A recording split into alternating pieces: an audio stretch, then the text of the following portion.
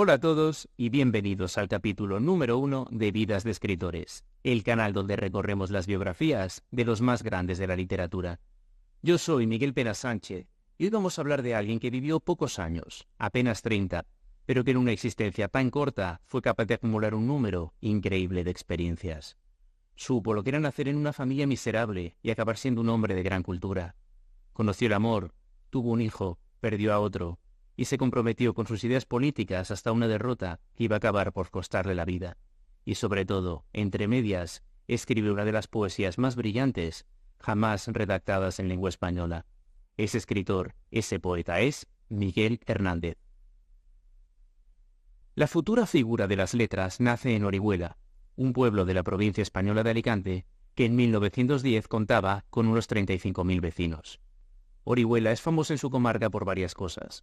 La primera, por ser una población castellano hablante en un entorno como el del Levante español, donde muchos pueblos son hablantes de valenciano.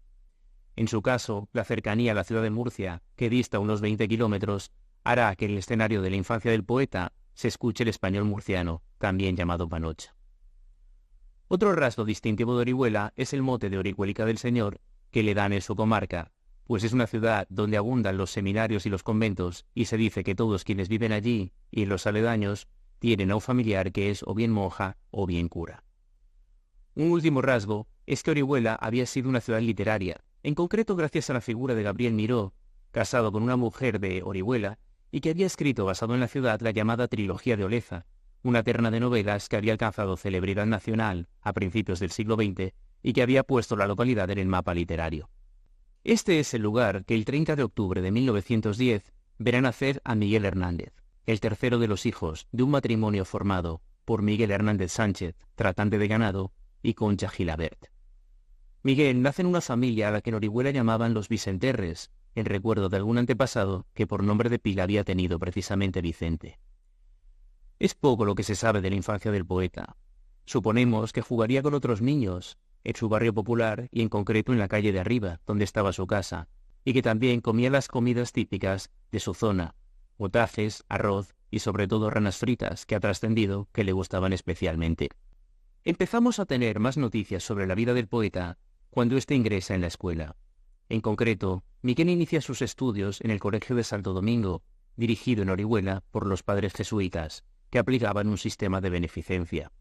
Con parte de las matrículas que abonaban los niños de las familias ricas, instruían a los alumnos de las familias pobres a leer, escribir y las 4 reglas, y eso lo hacían en el mismo patio de la escuela. Es en ese patio donde ingresa Miguel y donde empieza a relacionarse con otros niños. Sabemos, por ejemplo, que se aficiona de inmediato al fútbol, aunque no se le debía dar muy bien.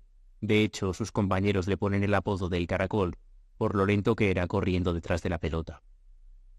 Sabemos también que Miguel Hernández demuestra una inteligencia singular desde muy temprana edad. En concreto, en ese mismo patio de la escuela, los padres don Eugenio y don Vicente van a fijarse en el gran talento del niño. Observan que es capaz de aprender el catecismo 3 veces más rápido de lo normal, y también que tiene una gran habilidad para recitar versos litúrgicos. Esto hará que traten de becarlo e incorporarlo a su orden. Le ofrecen estudiar para ser cura en el seminario y unirse el día de mañana a la Compañía de Jesús, una oferta que Miguel Hernández, a pesar de la ternura de sus 8 años y de ser a esa altura un niño profundamente religioso, rechazará. Pese a ello, los curas no querrán perder a tan brillante alumno y le ofrecerán continuar el bachillerato, becado, en el propio Colegio de Santo Domingo. Miguel Hernández empezará a asistir a las clases con sus alpargatas de pastor, a las mismas clases que iban los niños ricos con sus zapatos y su cartera de cuero. Cuentan sus hermanos que a Miguel le acomplejaban sus orígenes humildes y sobre todo el olor. Todas las mañanas, recuerdan, se lavaba con el agua fría del pozo antes de ir a clase para tratar de disimularlo, y cuando volvía, después de ayudar a su padre en el reparto vespertino de leche, estudiaba y leía sin tregua para tratar de ser el mejor alumno de la clase. Tantos esfuerzos dieron fruto, y transcurrido el bachillerato, los jesuitas vieron que aquel alumno tenía potencial y se ofrecieron a becarlo, aunque no fuera para cura, para que estudiase la carrera de medicina o de derecho. Miguel Hernández tenía toda la disposición y todo su ánimo lo inclinaba a aceptar este ofrecimiento, pero encontrará un obstáculo de gran porte que le impedirá aceptar tan amable propuesta. Este no era otro que su padre. Miguel Hernández, cabrero de profesión, opinaba que para llevar las cabras no hacía falta saber el Quijote, y que era propio de los hijos continuar el oficio de sus padres. Así que le impedirá a Miguel aceptar la propuesta de los jesuitas para seguir estudiando y lo obligará a reincorporarse a la vida familiar, es decir, a trabajar en el oficio de llevar las cabras al monte todas las tardes y abandonar los estudios. Será entonces, con 15 años, cuando termine de manera abrupta la infancia de Miguel Hernández. Si la rutina de Miguel Hernández en los años de infancia había consistido en levantarse temprano para ir a la escuela, ahora, en su adolescencia, se levantará mucho antes para llevar a las cabras al monte. Permanecerá el día entero con ellas allí y, de regreso, ayudará a su familia a ordeñarlas para después repartir la leche. A Miguel le aburre el campo, lo encuentra tedioso y no sabe cómo matar las horas. Es en una de estas idas y venidas al monte cuando tendrá lugar un encuentro que cambiará su vida.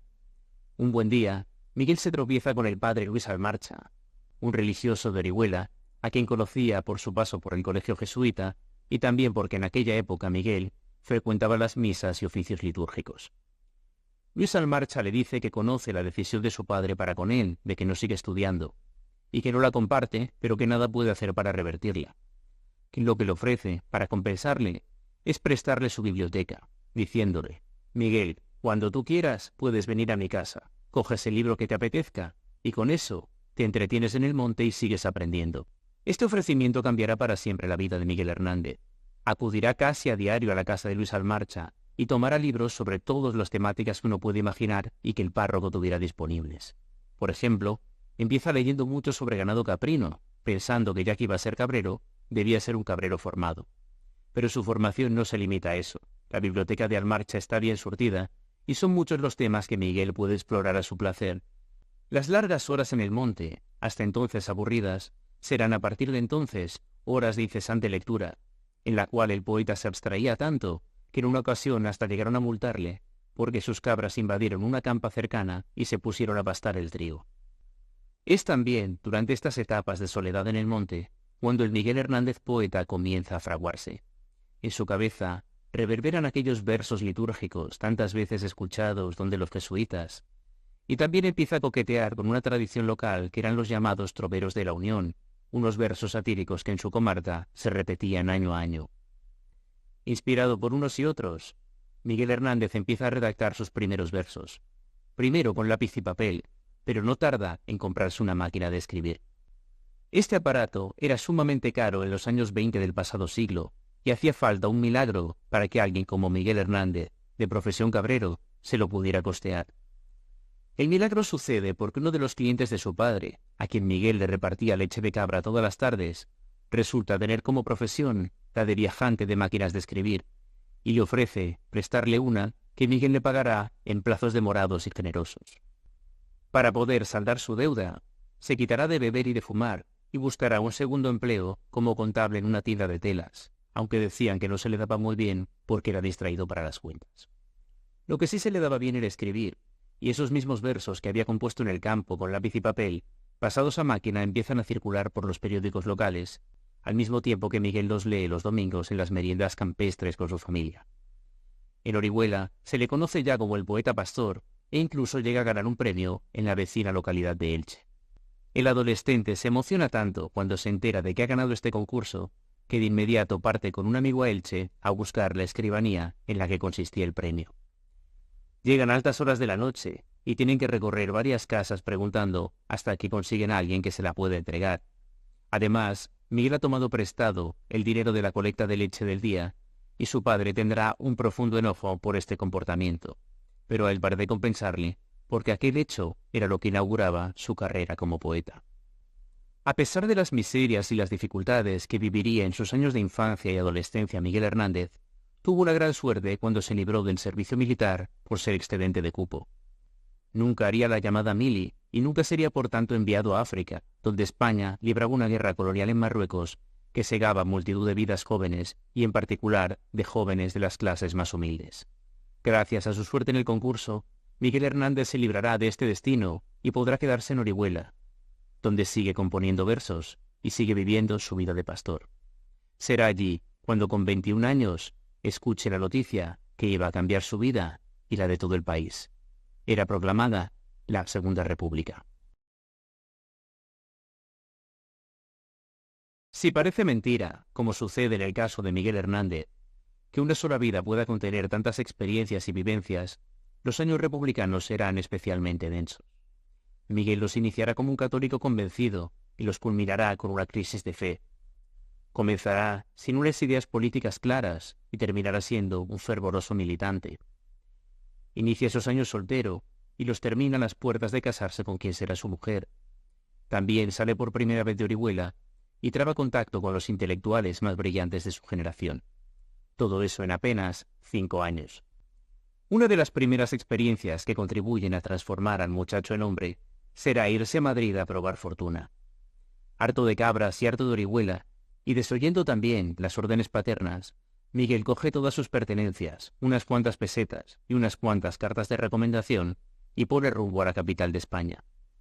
Allí tendrá varias entrevistas, una de ellas precisamente con Ernesto Jiménez Caballero, el futuro gran teórico del fascismo español, que entonces dirigió una revista.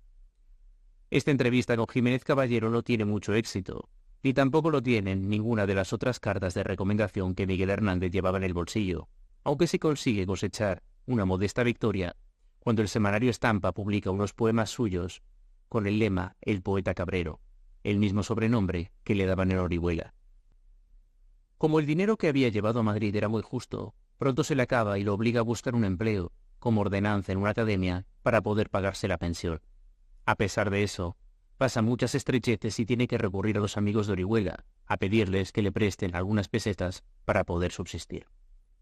Uno de estos amigos, y una figura clave en la biografía de Miguel Hernández, será Ramón Sige. Era como él de Orihuela, y ambos se habían conocido durante su infancia en el colegio de los jesuitas. Sige era como él un gran aficionado a la poesía y a las letras. Pertenecía a una familia burguesa de Orihuela y era también un fervoroso católico. Gracias sobre todo al origen burgués de su familia, acudirá en el socorro de Miguel Hernández muchas veces, prestándole dinero, como hizo en aquellos meses en Madrid. Con todo, los donativos de Sige y de otros no bastaron, y al cabo de un tiempo Miguel Hernández decide poner rumbo nuevamente a Orihuela. No tiene dinero para pagarse el pasaje de tren, con lo cual es detenido por la Guardia Civil cuando se había colado a la altura de Alcázar de San Juan, en La Mancha, y retenido en los calabozos. El joven regresa a Orihuela, cabizbajo, solitario y deprimido, esperando seguramente una reprimenda paterna. Sin embargo, nada de esto sucederá. Su padre, don Miguel, se alegra de tenerlo de regreso, y quizá recapacitando sobre los errores cometidos, le dirá la siguiente frase: «Está visto que las cabras no son para ti». Esto es un milagro que permite a Miguel Hernández optar a otros empleos. De hecho, muy pronto, empieza a trabajar como escribiente en una notaría. Quiere el destino que esta notaría quede cerca de una tienda de modas, donde trabaja una chica del pueblo a la que llaman Pepica, que es hija de un guardia civil. Pepica y Miguel Hernández suelen coincidir varias veces a la salida del trabajo, y en uno de estos encuentros, él desliza furtivamente una nota en su mano. No sabemos qué contenía, podría ser que un poema. El caso es que Josefina, que así se llamaba la chica de nombre verdadero, lo recibe con agrado y recibe también una caja de bombones la próxima vez que se encuentran. Muy poco después de eso, Miguel Hernández acudirá al cuartelillo, donde vivía ella por ser hija de un benemérito, y pedirá a su padre permiso para iniciar relaciones. Esa relación será la más importante en la vida del poeta, con aquella mujer cuyo nombre verdadero era Josefina Manresa y que será la más importante de sus musas. Al mismo tiempo que prospera su noviazgo, empieza a convertirse en una personalidad polémica en Orihuela. En Madrid lo han impresionado muchísimo las manifestaciones obreras del 1 de mayo, y de vuelta al pueblo se convertirá en presidente de las juventudes socialistas locales.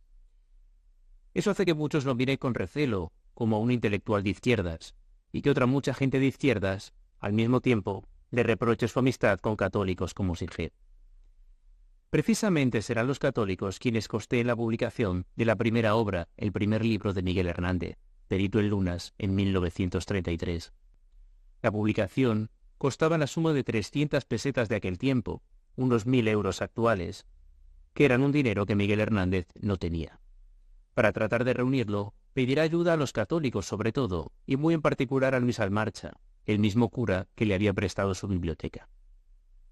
Miguel acude a casa de Almarcha y le expone sus obras, a lo que el cura responde: «Miguel, no van por aquí mis inclinaciones literarias». El poeta le responderá con lo siguiente: «Padre, no le estoy pidiendo consejo, sino ayuda», un argumento que resultará convincente.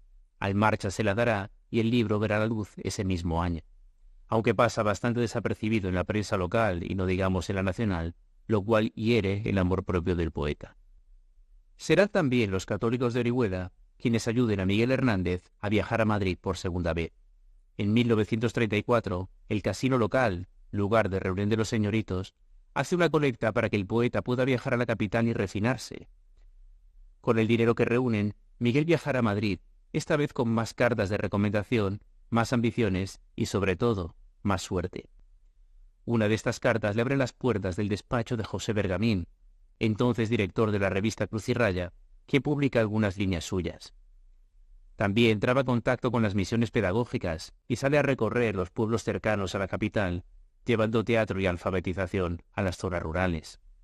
Y sobre todo, en esta segunda visita a Madrid, el poeta traba contacto con otros intelectuales de su generación, muy en concreto Rafael Alberti, Vicente Aleixandre y sobre todo Pablo Neruda. A partir de entonces, Pablo Neruda aparecerá siempre que Miguel Hernández experimente dificultades.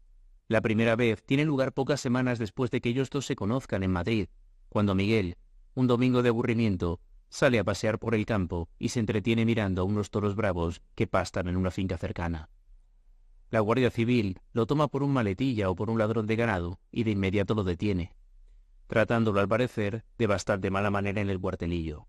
Es Neruda quien, cuando se entera, acude a sacarlo como cónsul del Chile que era, haciendo valer su poso diplomático, y al día siguiente publica un artículo incendiario contra la Benemérita en el que critica la manera de tratar al poeta alicantino. Es en la capital donde los versos de Miguel Hernández comienzan a ganar madurez y a reunirse en poemas que después se condensarán en su primera gran obra, El rayo que no cesa, que ve a luz en 1936. Mientras tanto, el poeta se corresponde con Josefina, que ha quedado en Orihuela y con quien aspira a casarse.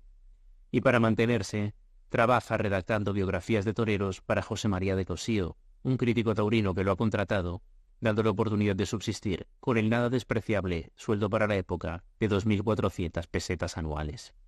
Otra transformación que sucede aquellos meses es que Miguel Hernández dejará de ser un socialista para convertirse en un férreo comunista.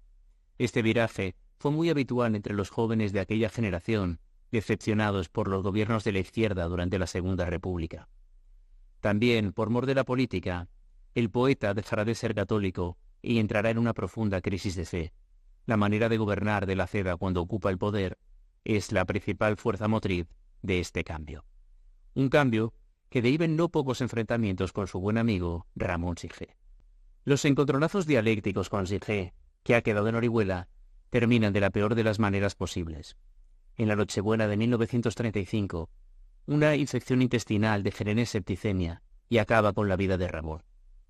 Miguel quedará devastado al enterarse, y para purgar su dolor, escribirá una de las elegías más brillantes jamás redactadas en español, a mi modo de ver, tan brillante como las coplas por la muerte de su padre de Jorge Manrique, el conocido como Llanto por la muerte de Ramón Sige, que contiene versos tan memorables como Yo quiero ser llorando el hortelano de la tierra que pisas estercolas, o Siento más tu muerte que mi vida.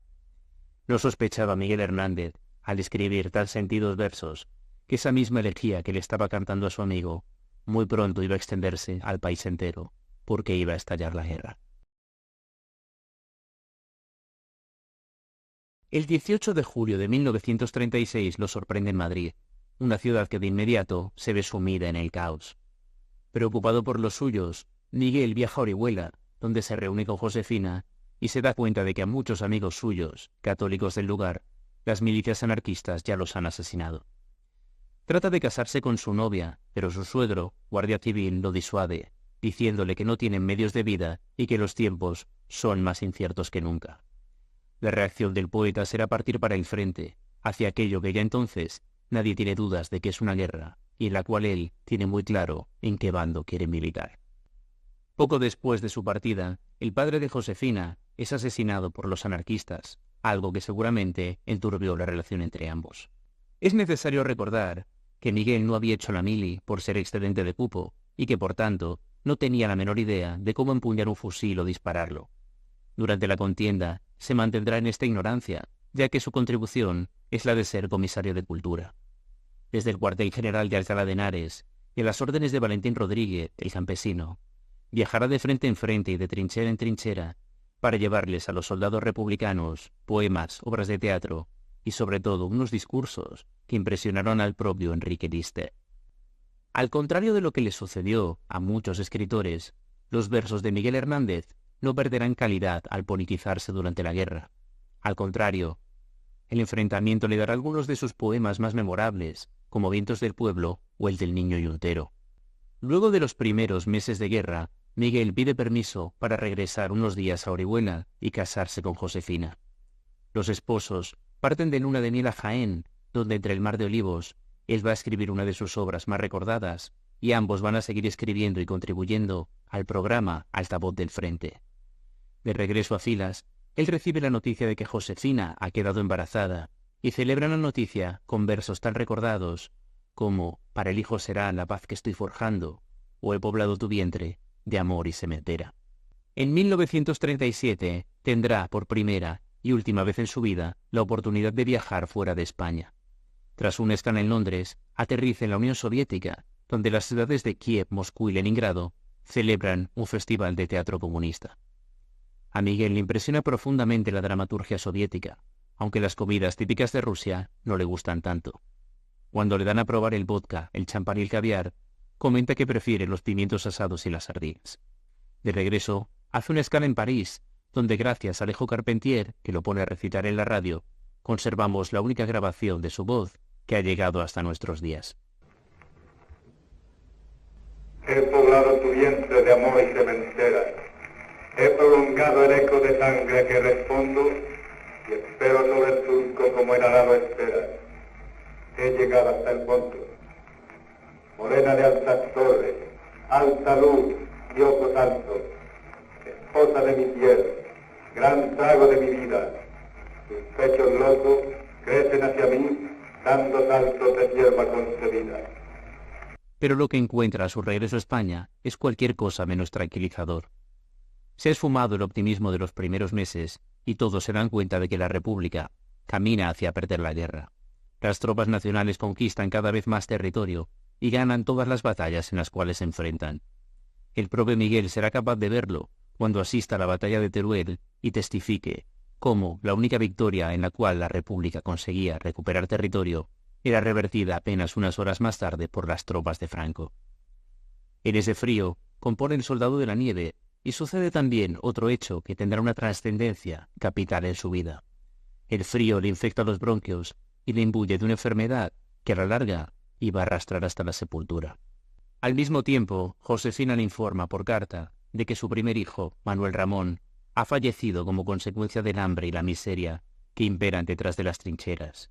Y aunque muy pronto, 2 meses después, nacerá el segundo, Manuel Miguel, esto no deja de constituir una metáfora de que esa guerra que Miguel Hernández está luchando lleva todo el camino de la derrota para su bando.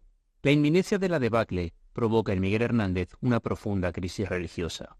Llega incluso a escribirle una carta a Dios en la cual afirma: «Con razón dejé de rezarte un día. Si tú existieras, no habrían ganado los injustos». Desde luego, la situación a su alrededor es terrible.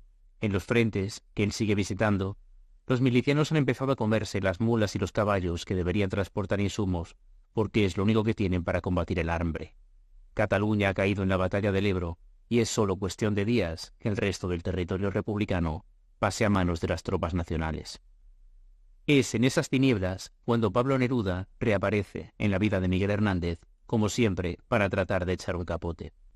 El chileno es cónsul en París y le ofrece evacuarlos a él y a su familia a la capital francesa para que puedan iniciar allí una nueva vida. El poeta declina el ofrecimiento en una decisión que tendrá unas gravísimas consecuencias.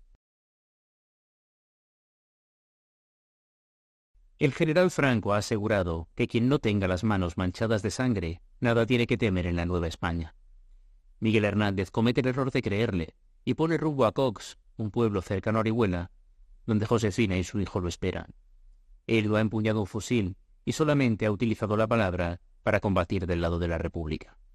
Pero muy pronto lo que observa en Cox, las represalias, los paseos, los fusilamientos, empiezan a evidenciarle que la clemencia que había prometido el general difícilmente va a llegarle. Aterrado, trata de huir a Portugal y recorre Andalucía entera hasta llegar a Ayamonte, donde la policía portuguesa lo detiene y lo entrega de inmediato a las autoridades españolas. Por haber luchado del lado de la República, es encarcelado en Madrid, desde donde empieza a escribir cartas a sus conocidos católicos, como los padres de Ramos y G, pidiendo que intercedan por él, y continúa escribiendo versos. En concreto escribe uno, que son Las nanas de la cebolla, el poema que escribe para su hijo, cuando su mujer le comenta que solo tiene cebolla para alimentarlo.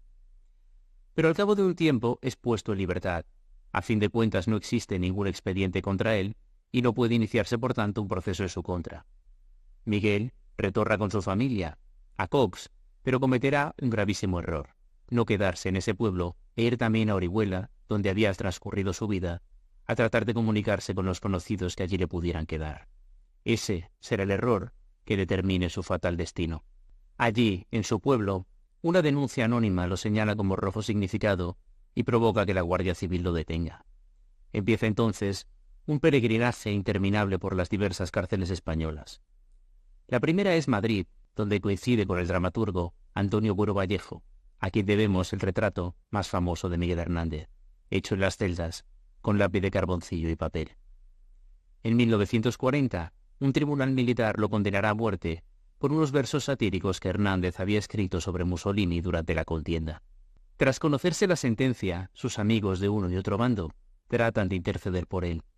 El primero en actuar es Pablo Neruda, quien en París le enseña unos versos de la etapa católica de Miguel al cardenal Prodillat, rogándole que interceda en su favor, cosa que el cardenal hace. En el bando de los vencedores son también numerosos quienes muestran su apoyo. Uno de ellos es José María de Cossío. El crítico taurino lo visita en la cárcel y se ofrece a reinsertarlo como poeta en el bando de los vencedores. Otro, que lo visita con la misma intención, es el general Sánchez Mazas, y también lo hace Dionisio Ridruejo, a quien Miguel le espeta directamente: pero Dionisio, tú lo harías sin sospechar que Ridruejo está empezando a arrepentirse íntimamente de muchas cosas ya. Del mismo modo que con 8 años se había negado a ser cura, con 30 años y encarcelado, Miguel Hernández rechazará la opción de pasar al bando de los vencedores a cambio de renunciar a sus ideas, y preferirá quedarse en una cárcel donde las condiciones eran terribles. Al principio mantiene las energías y continúa componiendo versos, algunos tan memorables como ese que dice: ¿qué he hecho yo para que le pongan a mi vida tanta cárcel? O en el que le dice a su hijo: soledad me quitas, cárcel me arrancas. Pero con el tiempo estas fuerzas empiezan a claudicar. Las condiciones son, como he comentado ya, espeluznantes. En una carta Josefina llega a decirle: aquí hasta las ratas se suben a la azotea del pensamiento. En una clara mención a que mientras dormía, estos roedores se le paseaban por encima de la cabeza. Con el tiempo, los compañeros de encierro empiezan a detectar que estos ánimos flojean, y que ya no habla nunca de escribir, de hecho no escribe, y solo piensa en salir de la cárcel algún día, pues su sentencia, gracias a la intercesión de los amigos, ha sido conmutada y no se le va a ejecutar la pena de muerte, sino que está condenado a 30 años de reclusión, tras los cuales aspira a retirarse al campo. En la batalla de Teruel, el frío se le había metido en los bronquios, dañándolos gravemente. Más tarde, en la cárcel, había contraído la tuberculosis, que era una verdadera epidemia en los penales de los años 40. La enfermedad lo fustiga sin tregua, dañándolo cada día más. Los penales donde está internado, Madrid, Toledo, Segovia, Ocaña, pertenecen todos a ellos a localidades de clima frío, que no hace sino agravar su situación. Su única esperanza es ser trasladado a alguna zona de Levante, donde el clima más benigno le pueda permitir sobrevivir. Una vez más, Neruda vuelve a obrar en su favor y convence al embajador de Chile de que ruegue a las autoridades españolas este traslado, que finalmente será concedido. Miguel es trasladado a la cárcel de Alicante, cerca de Josefina y de su hijo, Manuel Miguel. En la nueva cárcel, las humillaciones no desaparecen, sino que se tornan más sutiles. Por ejemplo, le permiten tocar a su hijo, pero no a su mujer, ya que ésta y él se habían casado de acuerdo a un tribunal de la República que las nuevas autoridades no reconocen. Miguel Hernández no sale de la enfermería de la cárcel de Alicante. Está todo el día tumbado y escupiendo sangre sin parar, y para colmo, Josefina debe pagar sus medicamentos con las contadas pesetas que le envían sus amigos poetas, entre los cuales, como no, figura una vez más Pablo Neruda. Es entonces cuando un viejo conocido suyo reaparece con intención de ayudarlo.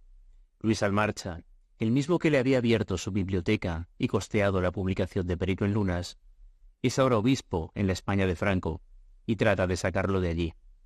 Lleva en la mano unos cuantos poemas que Miguel solo tiene que firmar, y a cambio de eso le puede ofrecerle afuera un salario de 100 pesetas, una casa y una vida tranquila con su mujer y su hijo. Miguel Hernández, una vez más, rechaza el ofrecimiento. Solo habrá una cosa a la cual no se niegue durante sus últimos días de vida, que es a casarse con Josefina por la iglesia. El 4 de marzo de 1942, en la enfermería de la cárcel, ambos contraen matrimonio y a partir de entonces ella podrá acompañarlo en los que van a ser sus últimos días. Las esperanzas del poeta pasan por ser trasladado a un sanatorio antituberculoso, concretamente al de Valencia, para recibir atención especializada y tener quizás alguna posibilidad de salvarse. Día tras día, Josefina y él esperan el oficio de traslado, que no termina de llegar, hasta que finalmente lo haga, el 28 de marzo de 1942, justo horas después de que Miguel Hernández hubiera fallecido. A la familia no se le permitió velar el cadáver.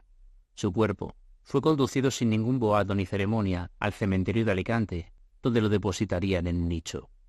Su padre, al enterarse de la muerte, diría solamente, él se lo ha buscado, mientras que Josefina y su hijo se instalarían en Cox.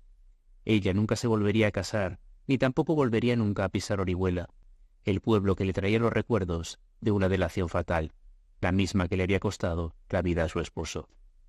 Años después, en los 80, tras la muerte de ella, ambos serían ubicados en una tumba común para que al menos después de muertos pudieran estar juntos. Hasta aquí la triste y terrible historia de Miguel Hernández. Una vida con un final trágico, en la cual el único consuelo que podría quedarnos es pensar que hoy, casi 100 años después de su muerte, sus versos siguen siendo leídos y siguen emocionándonos igual que cuando fueron escritos. Una de las cosas más admirables de Miguel Hernández es la multitud de facetas desde las cuales puede admirarse su figura. Hay algunos que consideran que es el poeta campesino, alguien que hizo por primera vez de los oficios del campo un material lírico. Otros prefieren verlo como el compromiso con los ideales hasta sus últimas consecuencias, y hay quien lo considera una metáfora de la crueldad de la guerra y de la cárcel. Me encantaría saber qué significa Miguel Hernández para ti, algo que agradecería que me dejases en la sección de comentarios. También que si te ha gustado este vídeo, me des a like y te suscribas al canal. Y si lo que quieres es no perderte las próximas entregas de Vidas de Escritores, puedes suscribirte a nuestras redes sociales para estar al tanto. En concreto, el próximo episodio versará sobre la vida de un novelista, Benito Pérez Galdós. Nos vemos entonces.